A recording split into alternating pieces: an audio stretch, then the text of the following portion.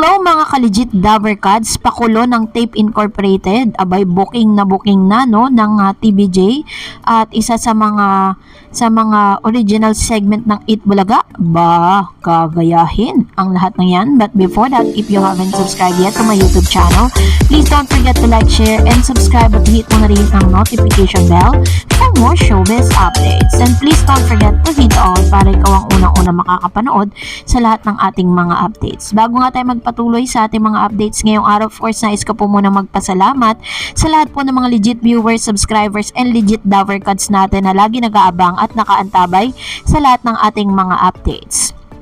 Thank you so much. At ngayong araw nga, ito nga isa sa mga talaga namang news na kumakalat ngayon online, yung pakulo po nitong Tape Incorporated kung saan, kung matatandaan po ninyo, nagte-trending po at pinag-uusapan online, maging si si Manay Christy Permin ay nagsalita na rin patungkol po dito sa gimmick na ginagawa ng tape.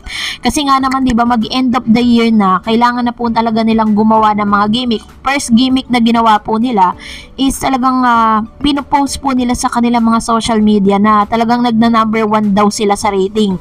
Kung matatandaan ninyo, kung i-check po ninyo yung kanilang mga social media account, panay-panay ang post po nila na nangunguna sila, na natalo nila ang EAT sa noontime rating, maging ang It's Showtime, na napaka-imposible na sila daw po di umano ay nagdo-double rating, no? Double numbers of rating. Ayon po sa Kantar at sa Nutam, sinama na rin nila ang Nutam Nutam AGB Nielsen na mas pinagkakatiwala ng ilan sa mga viewers at ng mga ilan sa mga advertisers. Pero sabi po ng ilan sa mga showbiz insiders na hindi naman daw po batayan na porket nag number 1 ka ng isang araw ay mauungusan mo na, or kung ba yung consistency ng pagtaas ng rating ng ibang noontime show. Kung saan dito nga pinag-uusapan din ng ilang sa mga showbiz insiders na malamang isa ito sa mga strategiya na ginagawa ng tape dahil gusto talaga nila na sila'y mapag-usapan. Kasi nga, diba, parang nawawala na sila sa limelight At talagang kiniklaim talaga nila na sila ang number 1, na sila ang mas pinipili ng maraming mga Pinoy.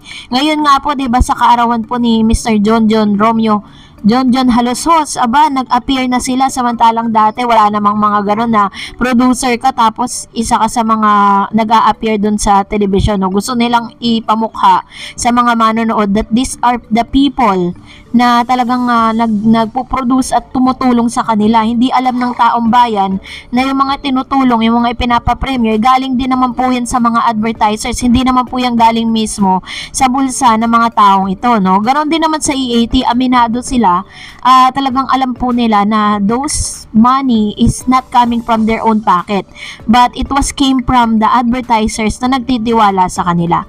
So this time, booking na nga ito pong si Mr.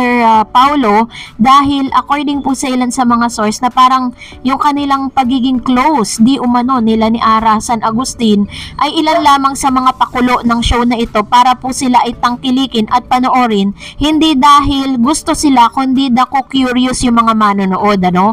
At isa sa mga ikinagalit na mga manonood dahil napipinto na itong si Mr. Paulo Contis di umano ay magiging isa sa mga leading host ng Bawal Judgmental. My God!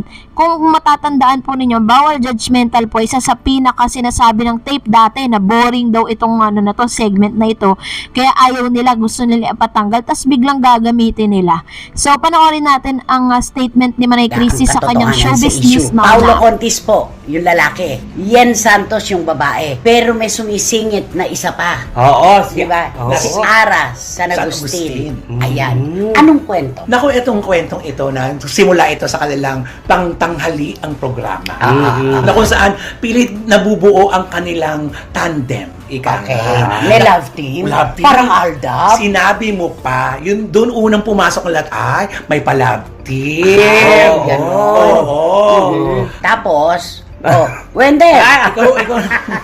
Ay, ito Tapos, kasi, napanood ng ating mga televiewers ito sa isang TikTok. Pero ito daw, sa TikTok daw, ang sabi daw nila, di ba, siyempre sa TikTok na exe lang. Kaya ang sabi nila, panoorin nyo daw yung buo nito. ay, parang Parang promo. gano'n, parang promo nga Panoorin nangyari. nyo sa TikTok na mga snippets lang. Panoorin kabuuan sa Itbulaga. Correct. Ayun na, oh. Parang Ganon. promo.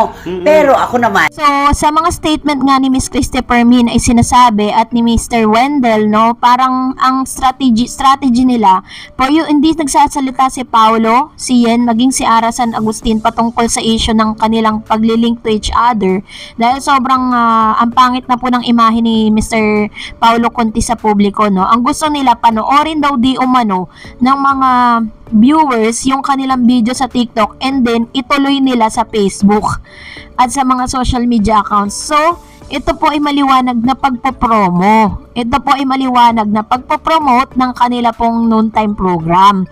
At kumbaga parang kapit sa patalim na sila, 'di ba? At hindi pa isa pa sa mga hindi nakakagandahang balita or nakakainis na balita is yung dati pong ayaw nila na segment po ng Eat Bulaga, ng branded Eat Bulaga na sinasabi nilang napaka-boring, na parang inaantok daw sila dito sa segment na ito, na isa sa mga talagang masasabi natin napakaganda po ng ng naitutulong nito sa mga manonood, pinapatanggal nila. At doon din po yung isa sa mga sinabi ni Tito Sen na parang naboboringan daw sila ganon. For the longest time, naboboringan. Pero this time gagamitin po, no?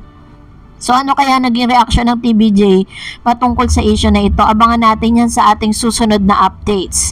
At dahil dyan, narito naman ang ilan sa mga komentong napili po natin mula naman sa ating mga legit viewers and subscribers po, no? Unahin po natin ang komento mula kay Mr. Joel Lau. Sabi niya, good PM Idol Dareds, alam naman na ang TBJ ay Eat Bulaga at ang Eat Bulaga at TBJ. Kailangan pa bang i-memorize yan? Hashtag legit Davercads, hashtag TBJ on TV5. Ayun. Kasi di ba kung matatandaan ninyo last Saturday episode kung saan meron pong isang contestant na nagpasalamat at sinabi po ng tahasan ang Eat Bulaga na bagay na kumbaga parang nagtaasan yung kilay ng ilan na mga bashers, ano. Pero syempre, ang sabi lang ni Bossing, okay lang yun, tayo naman talaga yun eh, 'di ba? So, talagang kumbaga confident si Bossing na talagang wala pong magiging problema sa kanila kahit yun po ang banggitin. Kesa naman dun sa nangyari kila Buboy, 'di ba? And of course, another comments coming from Miss Penehal 7356. Hi, tuwing Sabado talaga inaabangan o inaagahan ko pagluluto at iba pang gawain ko para makanood simula 11:30 AM hanggang 2:30 PM. Salamat Mr. Penehal or Mr. or Mrs. Penehal 7356. Talagang sobrang maaga talaga kasi sila. Hindi ko lang po alam bakit po during the weekdays still ganun pa rin po. Although nagsa-start sila ng live sa Facebook ng 11:30 tapos mag-waiting po tayo doon pero wala tayong napapanood no. Parang ang napapanood natin minsan nandun po si Raisa na nagla-live pero minsan wala po siya. Sabi naman ni Ronti Laird Channel TV. Sila naman yun eh. Eat Bulaga is TBJ. TBJ is Eat Bulaga. Sila ang hari ng tanghalian. 44 years san ka pa? Ano, Isko? Tama, mali. Ayun. So, ilan yan sa mga, sabi pa nga ni Isko, diba, sa kanyang interview, that they are really part of the history of Eat Bulaga. Ano daw? Kaya ang dami pong nag-react at tumaas ang kilay patungkol doon. Sabi ni Mr. Manuel Ponce, tama Miss Tareds, grabe yung pakiramdam kapag pinagdidiinan ni Bossing yung words na Eat Bulaga at sinasabi pa ni Bossing na kami naman talaga yun o yung Eat Bulaga. Ayun. So, tama po, no? Thank you Mr. Manuel Ponce and the rest of the group na lagi po nagko-komento at nagbibigay ng inyong mga saloobin patungkol po sa ating mga latest updates and latest chika. At kung hindi ka pa nakasubscribe sa channel na ito, please don't forget to like, share, and subscribe. And please don't forget to follow my Facebook page, Dareds TV. God bless everyone!